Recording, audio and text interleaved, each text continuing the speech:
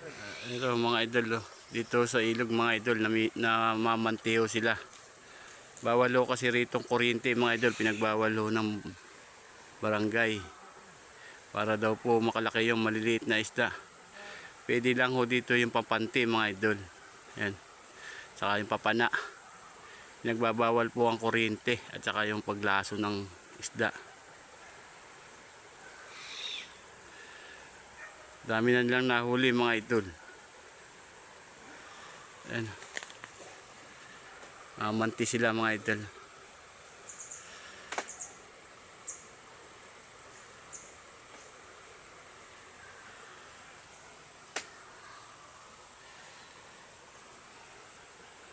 Pupunta daw sila sa malalim-lalim mga idol para ang isda.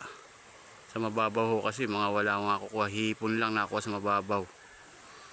Doon sa medyo baywang mga idol sila pumupunta para maraming isda daw.